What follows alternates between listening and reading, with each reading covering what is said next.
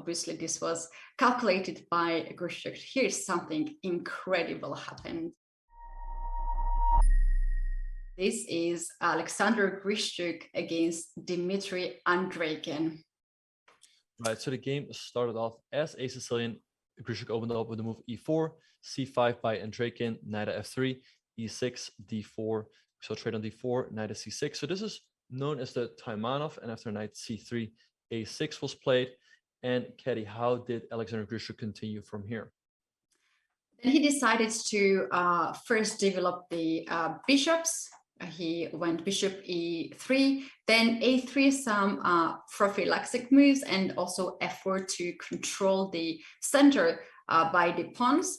And then at some point, he decided to develop another bishop right here and prepare a castle on the short side. And we had very logical moves also played by Black castled on the short side. And look at this move, king h1. This clearly says that I am ready to attack your king. Yeah, so king h1 is always a useful move. White is stepping out of the a7 g1 diagonal, so there's never any tactics on that side of the board. So after king h1, Andreikin played rook to e8. The rook is always slightly better placed on that square. Grischuk played queen to f3. He's moving his pieces closer to Black's king. Bishop d7 was played, rook ae1, bringing another piece into the game. And after rook ac8, he played queen g3. So Grischuk making his intentions very, very clear. He wants to go after the Black king. Right. Here, Andreikin found the move knight h5 to attack the queen.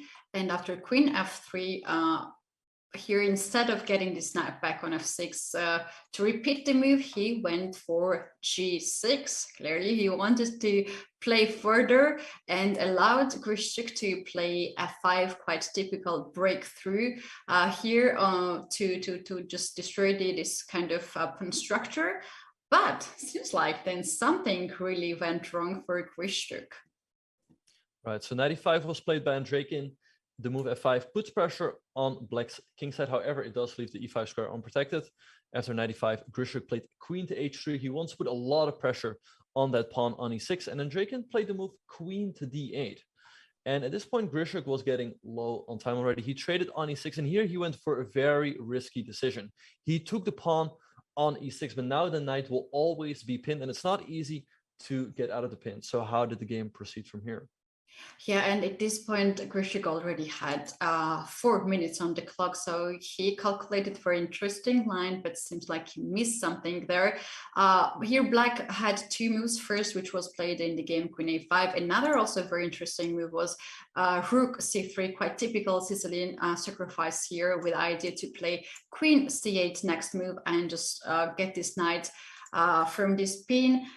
So instead of taking on c3, White could take a queen, and this line could continue to here, where Black brings this bishop back to c8, and the knight on d8 is simply trapped. So this is still a game going on. Both sides has something can claim that it's okay to continue to play for a win.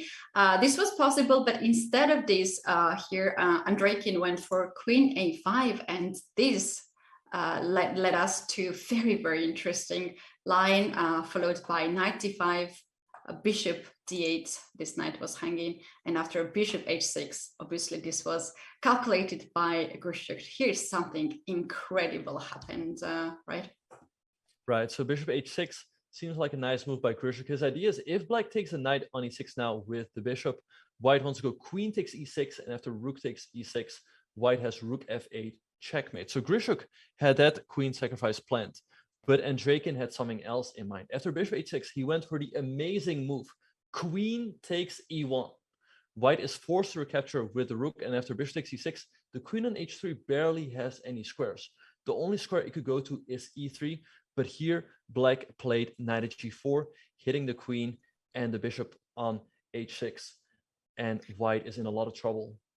Yeah, indeed, and on top of it, it's not only the queen and the bishop are hanging, but there is also some tension on the e-file, and the back rank of White's pieces. White is not well guarded. So after queen d2, which seems the One of the only moves here, black decided to capture the bishop on h6, and now the idea is if queen captures this knight back, then bishop takes on d5, and here is the pin that black is using, and after e takes d5 it will be just a simple checkmate on the back rank. And if you just don't take this bishop, then black will try to put pieces together, and this is already the situation where black has rook and 2 pieces for a queen, which is a huge advantage for black.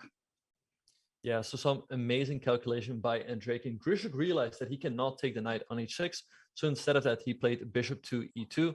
Andreikin dropped his knight back to g7. Now, if white takes the knight on h6 now, black has bishop takes d5, and if white recaptures with the pawn, black goes rook takes c2, and there's simply no way for white to defend that bishop on e2.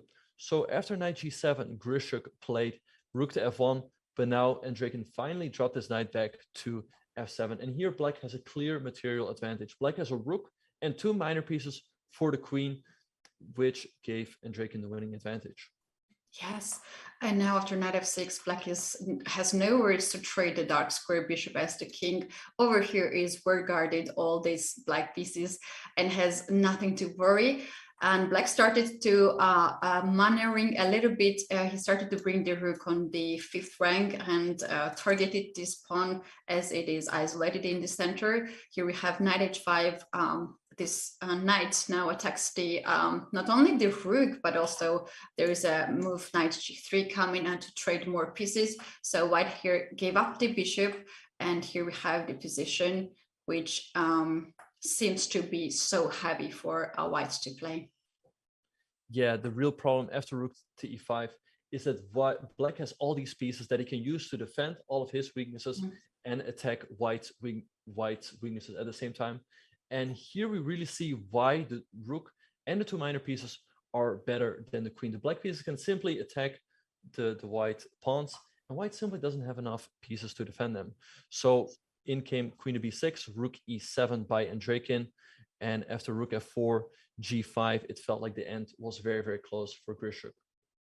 Right, and we had the position where after rook f2, black captured the pawn on e4, and b3 was met by bishop d5. Black got this bishop at very important diagonal where it's going to hit the g2 pawn, and now the threat is rookie to try to trade the rooks, and then it will be impossible to guard g2 weaknesses as rook and the bishop will attack, and there's only one queen on the board to guard it. So after all the trades, black gonna have an extra piece on the board, so Grischuk couldn't really handle this position anymore, and he decided to resign here at this point. So very interesting game, very tense, a lot of ideas. We saw a lot of sacrifices, a lot of blunders as well, but the result is this one, as Andreikin managed to win. And this was your rapid recap of the day. Lots of decisive results,